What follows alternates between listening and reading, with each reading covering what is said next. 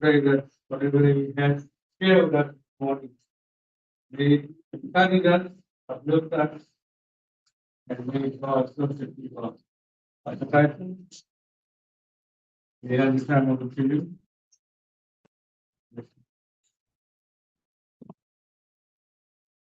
Thank you for the Grammy.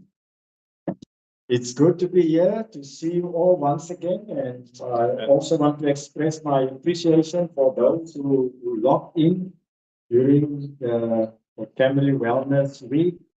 It was good to see familiar names there, and may God bless you.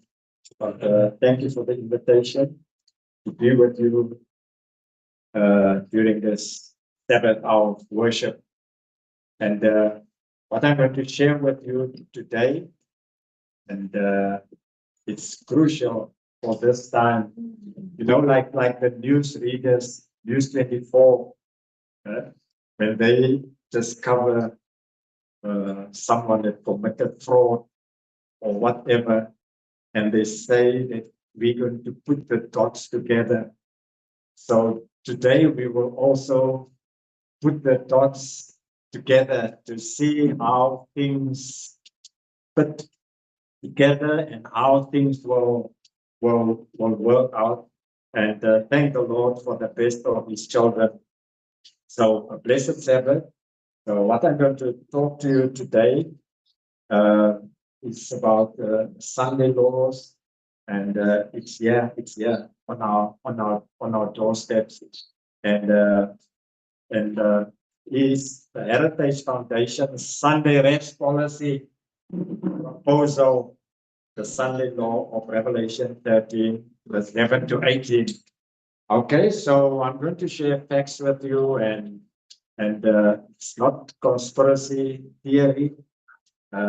I must tell you, I was shaken when I listened to it and when I heard it.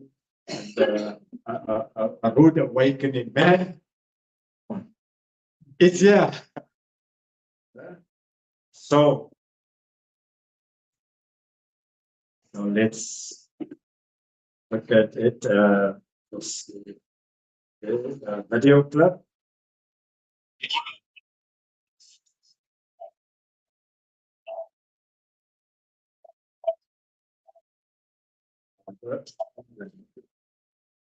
Oh.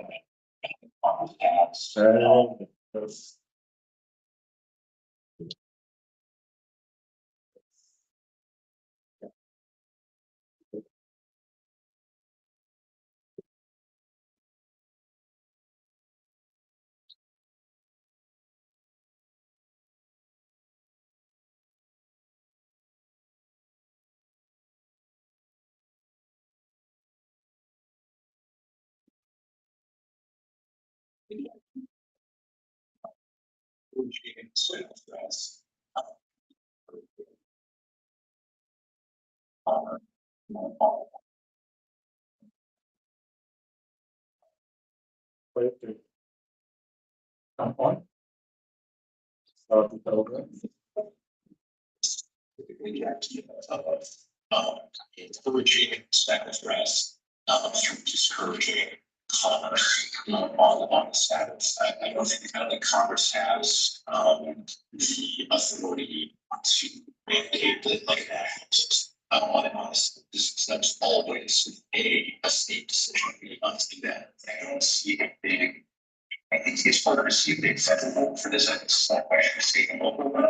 It is reinvigorating where possible Sabbath festivals, but I want to lay out guideposts, categories of state actions that are likelier to be proven application of state power to balance corporate power. Another one of the collective action states label would be to provide a close laws. I stopped it there, Sunday laws, but take note, state action, and about the Sabbath.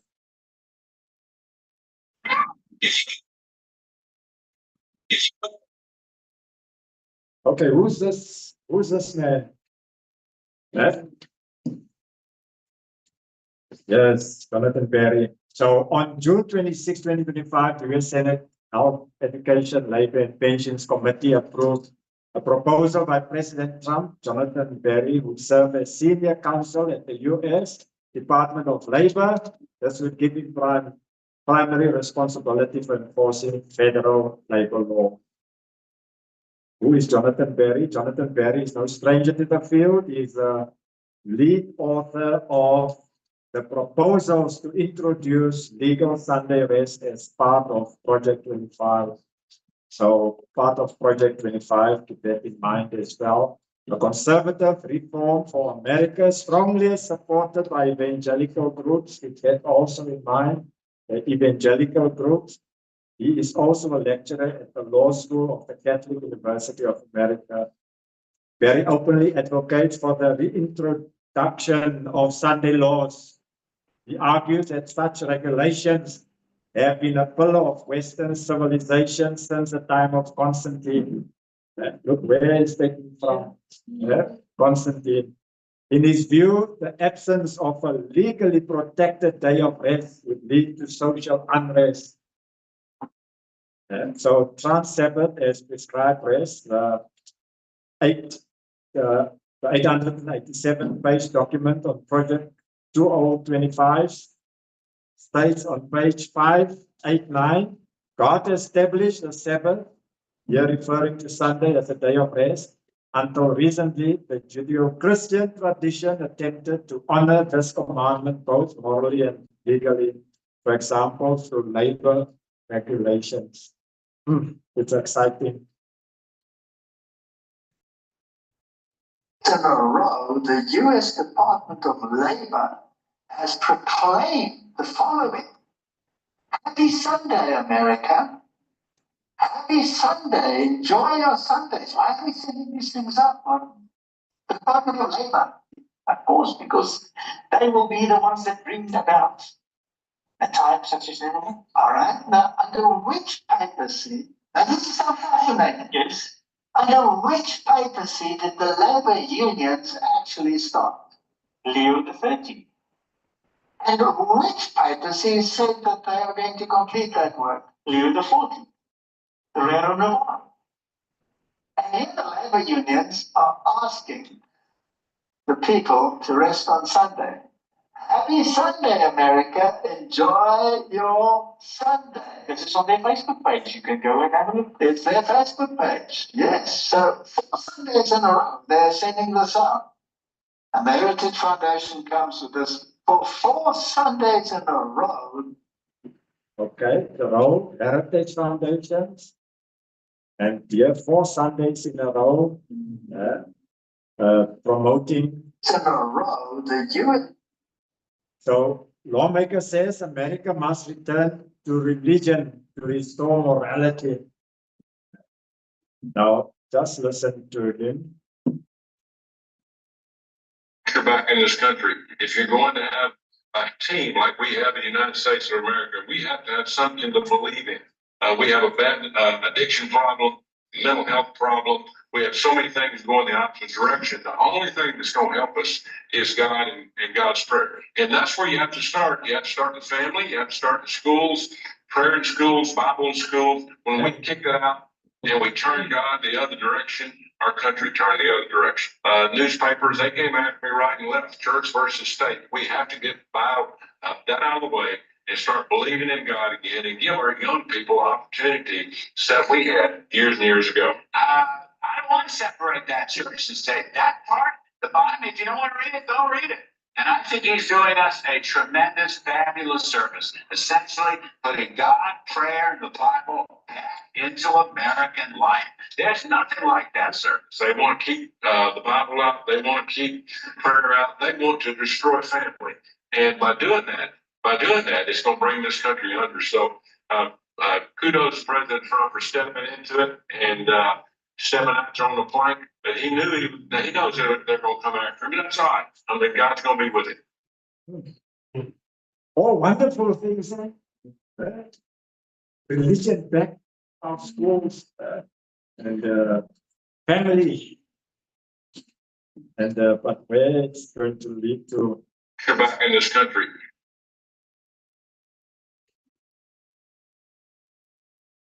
Donald Trump. Boy, I agree. We have great support, and we have great support for religion. And I've done more for religion than any other president. When Paul was saying that, it was so nice. I was proud of it. And I said, that's true. I told the people backstage, what she said is true. Who else would say that, right? But it is true. But then I said, but that's not saying much. Because not too many presidents have done too much for religion. I want to tell you that. Certainly modern day presidents, they bailed out on you. They bailed out. They want to be neutral. They want to be neutral or against. You know, if you have to have religion, you have to have it. You have to have faith. You have to have God. And thankfully, as we gather today, there are many signs that religion is coming back, and now it's no longer signs. It's The right president for the right time. Yeah. And you remember in the past they called one day of prayer, but it wasn't called by the president. But this year, I think it's 17th of May, it's called by the president. This prayer day. Testimonies for the Church, Volume 6. We are standing upon the threshold of great and solemn events. Prophecies are fulfilling. Strange eventful history is being recorded in the books of heaven. Everything in our world is in agitation. There are wars and rumors of wars. Isn't that what we hear over the news or it's on Facebook? The nations are angry, and the time of the dead has come that they should be judged. Events are changing to bring about the day of God, which hasteth greatly. Only a moment of time, as it were, yet remains. Only a moment of time. That's why, for me, it's now or never. Yeah? If you don't take it serious now, then you will never take it serious. Yeah? But while already nation is rising against nation and kingdom against kingdom, there is not now a general engagement. As yet the four winds, listen to this, the four winds are held until the servants of God shall be sealed in their foreheads. Then the powers of earth will marshal their forces for the last great battle. So, and that's Revelation chapter 7. But listen what Dr. Batchelor is saying regarding this crisis. You could be on the threshold of this right now. I mean, when the United States is moving warships to the Middle East, the Persian Gulf and Mediterranean, and there's a war between Russia and China's rattling its swords over Taiwan, and they're in cooperation with North Korea and Iran. I'll tell you, friends, this is how it looked before World War I and World War II. You know what people do when they're frightened? They become very spiritual. And people are willing to comply with spiritual laws when they're afraid. Because of both small and great, rich and poor, free and slave, who receive a mark on their right hand or in their foreheads, that no one might buy or sell except the one that has the mark or the name of the beast or the number of the name. In crisis. These are the verses. So, what I'm saying to you now, we are living in this time that this is busy taking place. Then I saw another angel coming up from the east, having the seal of the living God. He called out in a loud voice to the four angels who had been given power to harm the land and the sea. Do not harm the land or the sea or the trees until we put a seal on the foreheads of the servants of God. This is the time now. And together with the sealing of God's children, and others will receive the mark of the beast. So we're right here now. Now, I don't know, you can read up about the Heritage Foundation, and here's the book, the Heritage Guide to the Constitution. It's written, it's compiled to guide the president the president in all his constitutional decisions and to change the constitution. It's there.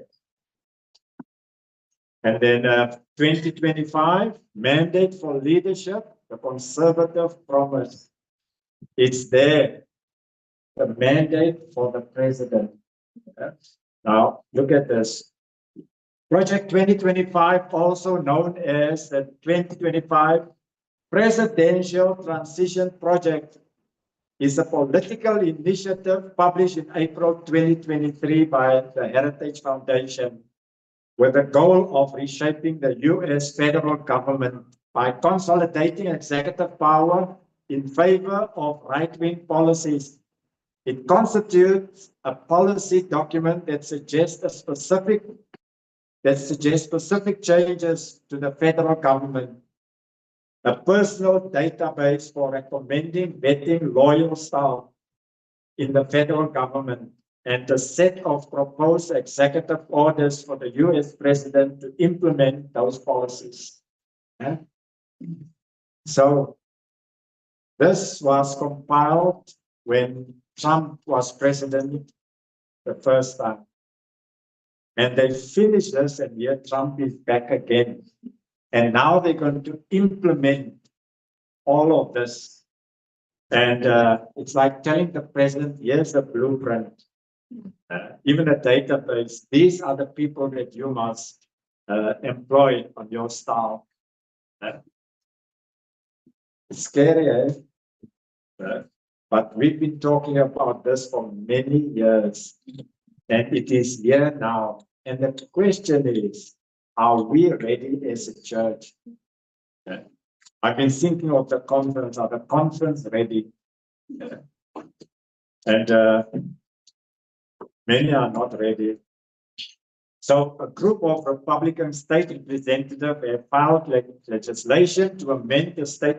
It's about amending the state constitution, which in effect would transform New Hampshire. Take note of the name, the city, New Hampshire. And later on, we will go back in the 1800s when it was also New Hampshire. You see, history is repeating itself. But this time, they're not going to revoke it. This time, they're going to implement it. This time. And also evangelical Christian theocracy. The bill CR 28 calls for the support and maintenance of public Protestant teachers of piety, religion, and morality. So I'm not going to read all of that. Talking about evangelicals, and the servant of the Lord has warned us long time ago. The forces that will come together, spiritualism. Now listen to the prayer here. This is what they're praying for.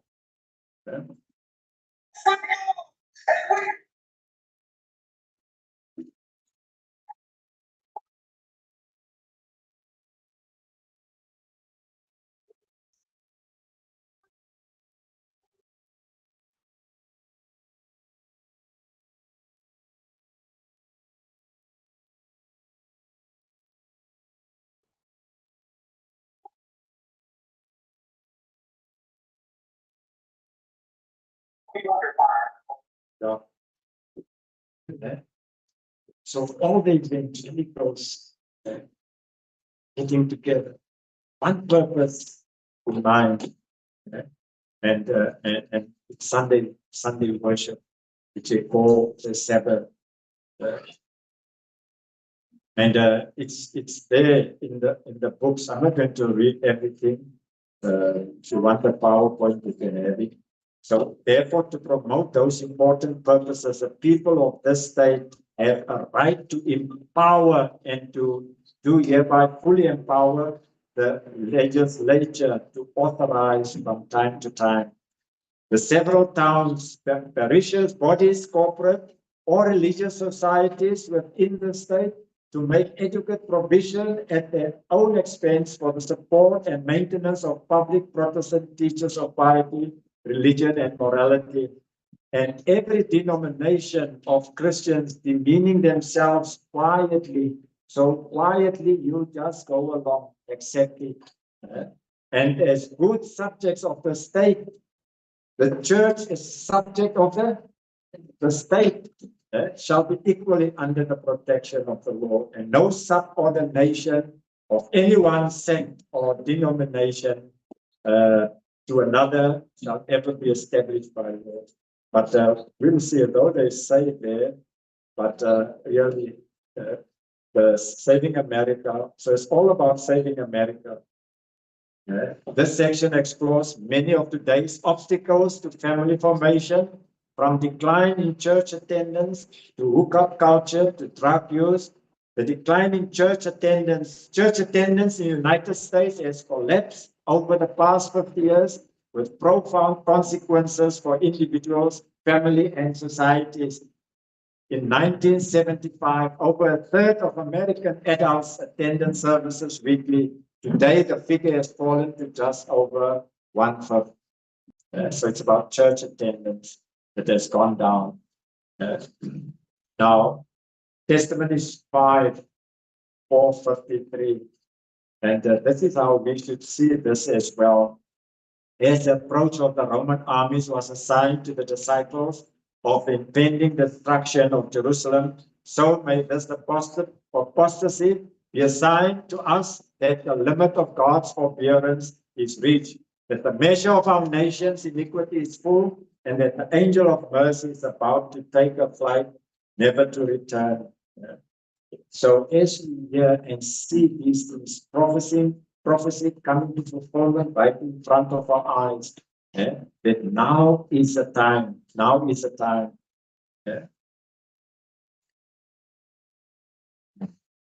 Here, what I mentioned earlier on, in 1888, also the town or the state, New Hampshire, and now again, reintroducing his bill for a national Sunday law, a bill to secure to the people the enjoyment of the first day of the week, commonly known as the Lord's Day, as a day of rest. So they tried it in 1988, and it was on the books, the law books since then. They've never taken it off. So what they call the blue laws.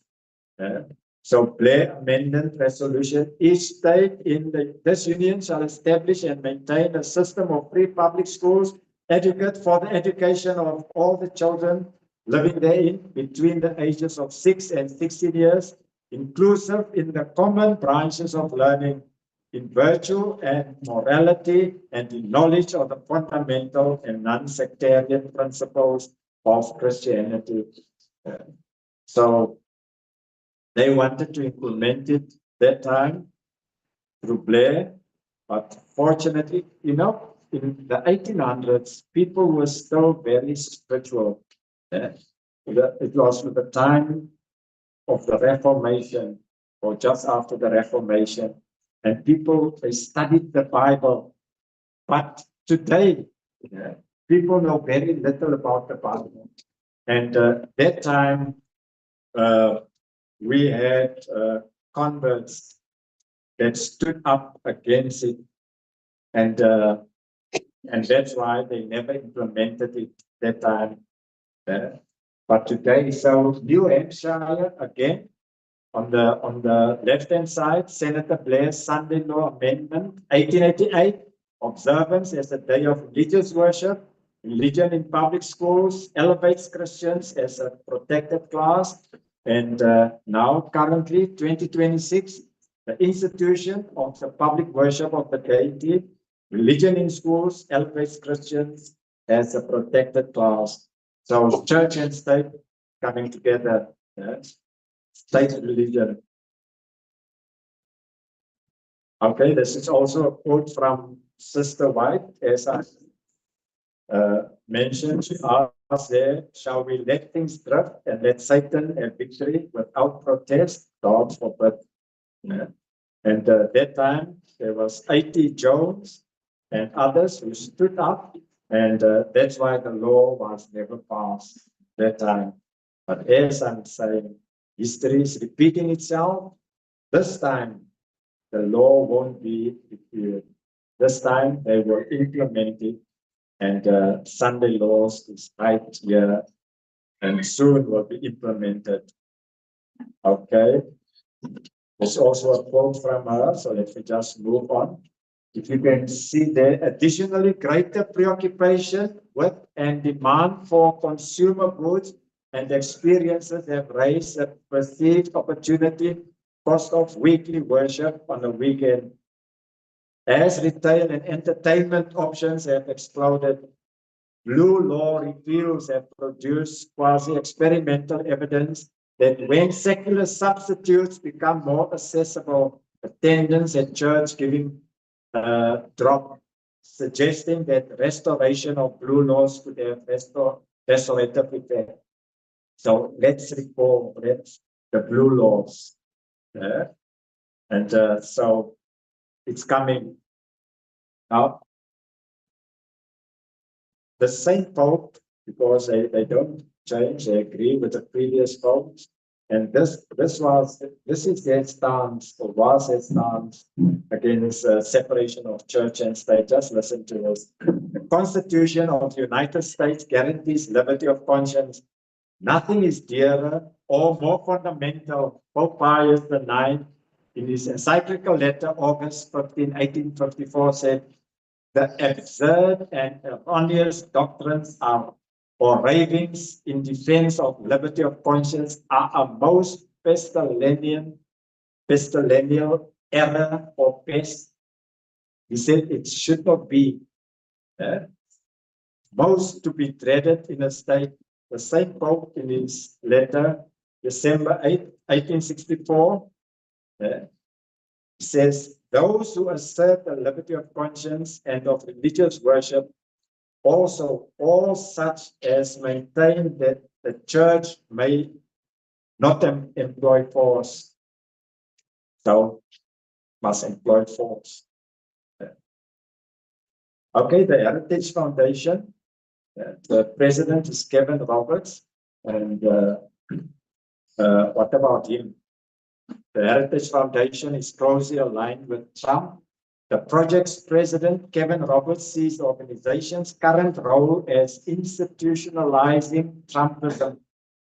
At a 2022 Heritage Foundation dinner, Trump endorsed the organization, saying it was going to lay the groundwork and detailed plans for exactly what our movement will do. When the American people give us a colossal mandate, Roberts said that in April 2024 that he had talked to Trump about the Project 2025. The Trump campaign denied this, but they will deny it, but it's true. So all of this, the Heritage Foundation 2025, and all of these things is in place to enforce Sunday worship. The American 250 playbook, our journey to 2026. So the America playbook outlines 4 days of national celebration leading up to July 4, 2026, with Sunday designated as America's Day of Reflection. Nationwide, to mark a transition from the celebration, a day associated with rest, reflection, and suggested practices such as prayer. So we're looking forward to see what's going to happen July 4th, 2026.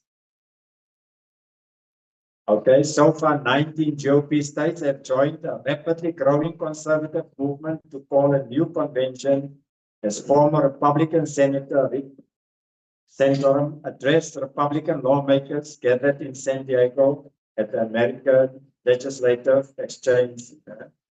And then it would become a conservative nation and a transformation.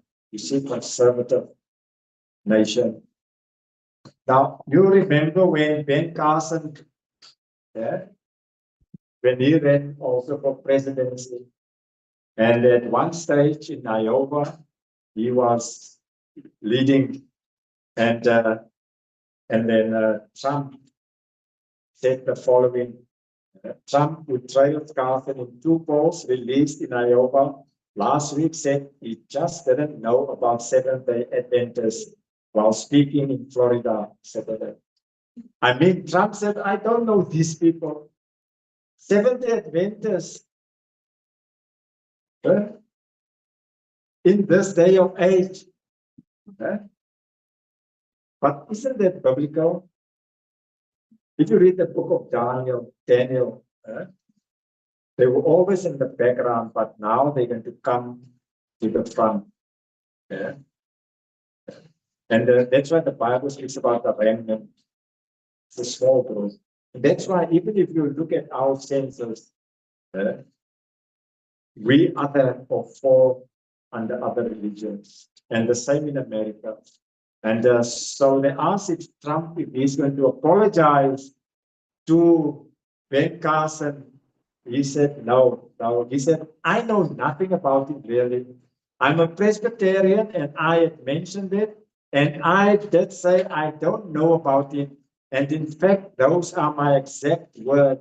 So I just really don't know about the Seventh-day Adventists. And that's what I said.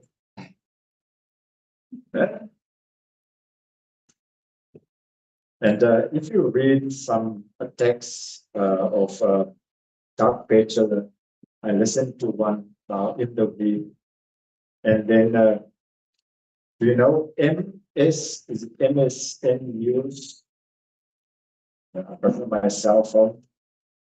How they also attack the Seventh-day Adventist Church and what they say about the Seventh-day Adventists. It's a sect and it's a religion that promotes fear, and they say it has no place for this time because it's different from all the other religions. It has no place. Okay, I'm not going through this. There's also quotes from E.G. White, 1888. I want to get to some Bible verses. This is something that we need to keep in mind. With the Sunday law, there's going to be 4 stages.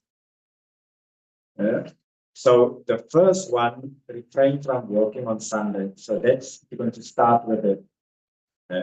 Just refrain from work. And then the second one, honor Sunday, but can still worship on Sabbath.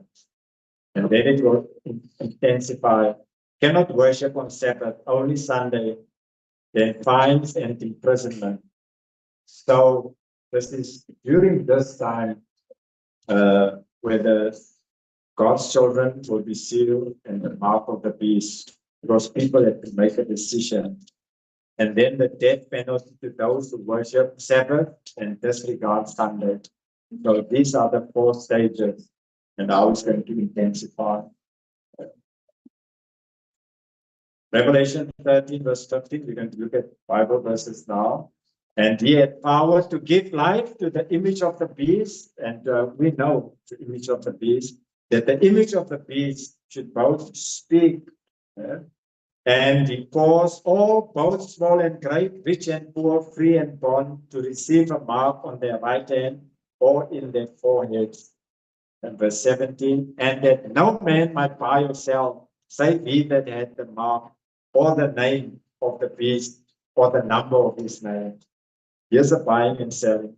I mentioned earlier about the conference, and they need to discuss this now with our conference at about 50 houses, 50 plus houses on their name.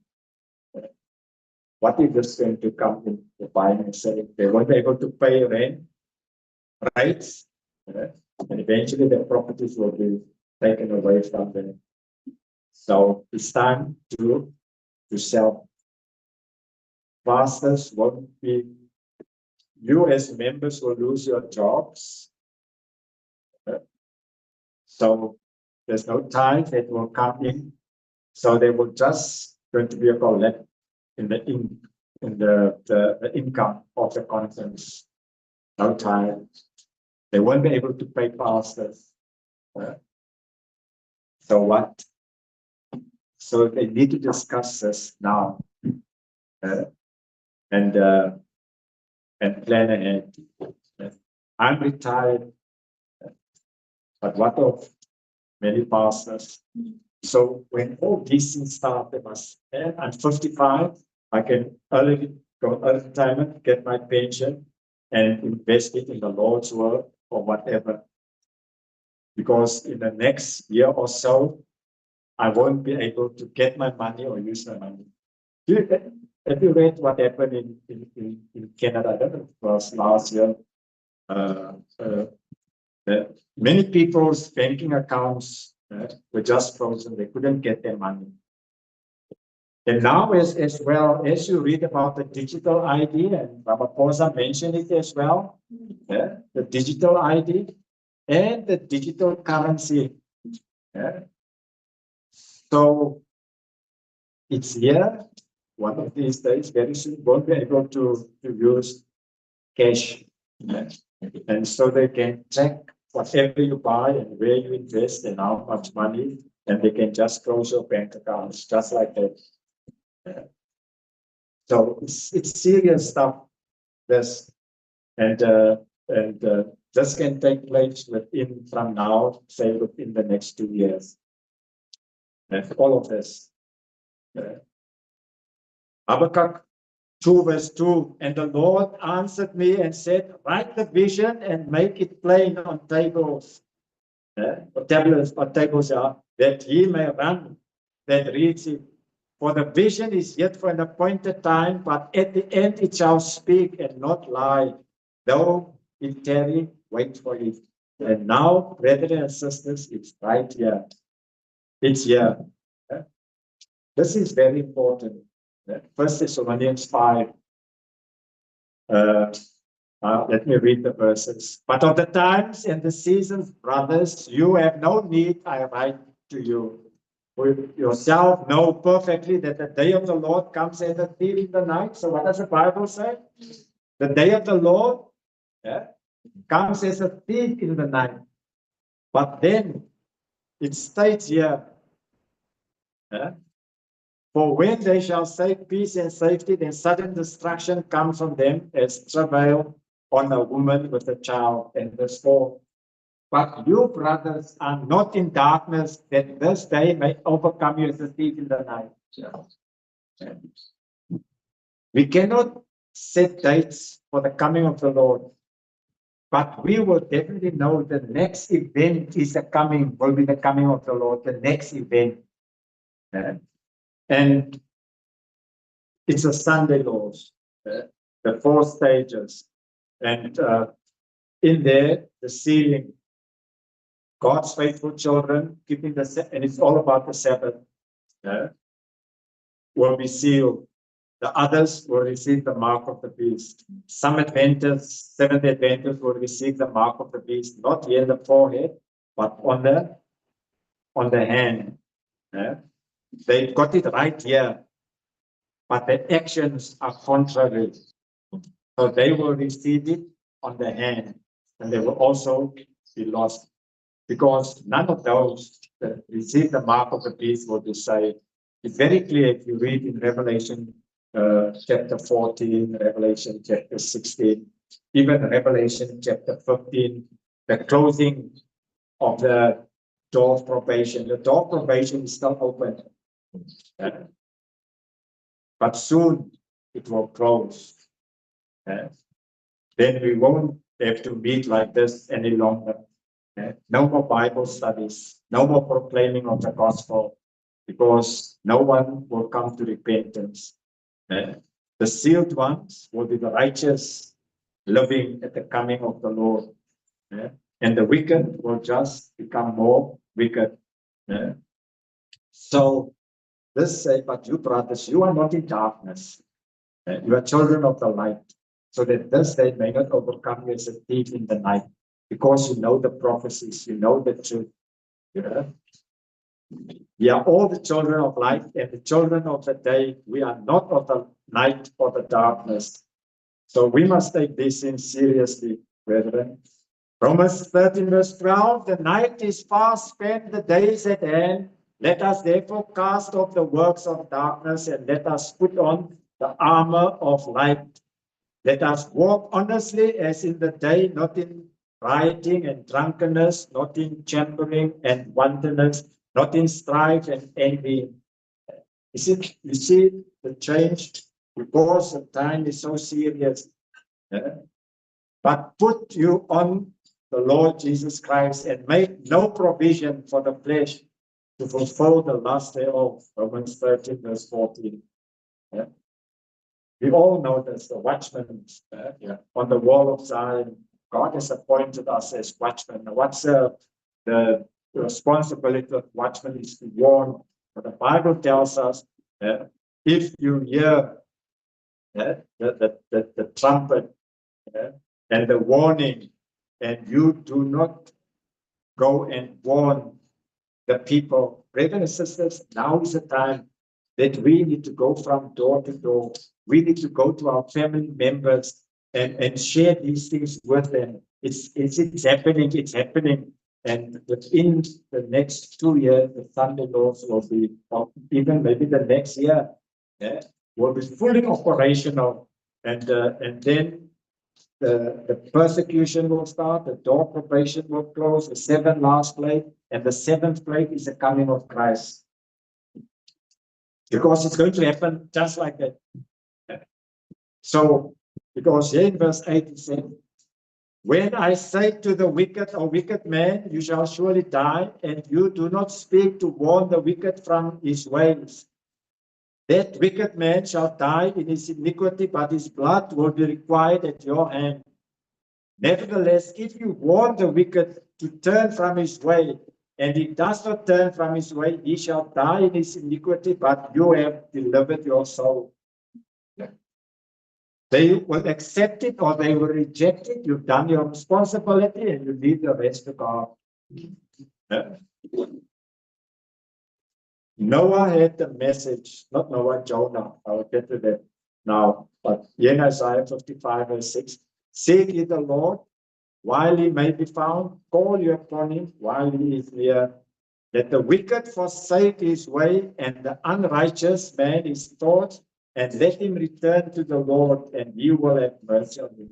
So it's our responsibility to tell people, turn to the Lord.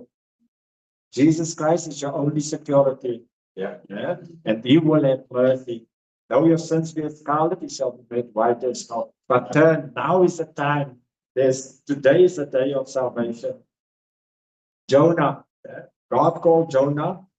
Nineveh was a city like Johannesburg, like Durban, most wicked city at that time. God sent Jonah there, and we know the story. He had only one message. Yet 40 days and Nineveh shall be overthrown.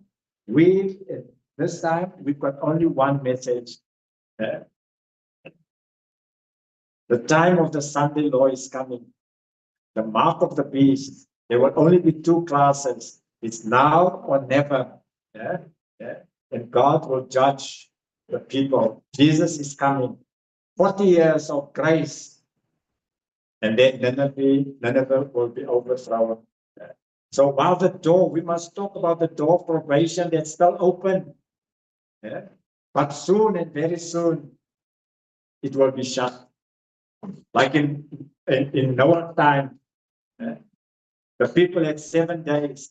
They saw the animals entering the ark, and for some of them it was amusement, and they were partying. They had braais around the ark. And on the 7th day, the angel came and he shut the doors. And then they saw the clouds, and the rain came down. And then they ran, but the door was shut. The same, as in the days of Noah, so shall be the coming of the Lord. So the people of Nineveh believed God and proclaimed a fast and put on sackcloth. And today, many people will believe as well. You will read about that in Isaiah chapter 2. In the last days, many shall go to Zion, to the mountain of God and the house of God, because from it the 10 commandments will go out. And they will say to themselves, we want to hear, we want to walk in the ways of the Lord. So likewise you, when you shall see all these things, know that it is near, even at the door. Seeing which things? When you hear about these things and seeing it, yeah, everything is set for Trump, yeah, to put this thing in motion. When you see it, the time is here. Men's hearts failing them for fear and for looking after those things which are coming on the earth. Things, wars, rumors of wars. There's foot and mouth disease. Some farmers have committed suicide. Yeah? And is it Johnsonville? Just one downpour, and we could see the sheep all over the place. Yeah, people's hearts are failing them. And then shall they see the Son of Man coming in the cloud with power and great glory. Brothers and sisters, are we still excited about this good news, the coming of Christ? Yeah. Or have we become complacent? There's no more excitement. And when these things begin to come to pass, then look up and lift up your heads, for your redemption draws nigh. This is good news for us, that these things are happening now. I thought that I will be dead long before the Lord comes. But now it seems, if nothing serious happens, that I will still be alive that is coming. And the young people, well, you mustn't even think of getting married. Some of you, because the Lord can come anytime from next year. I can't see how we're going to see 2030. That's what I want to share with you today. Things are happening. And I'm excited.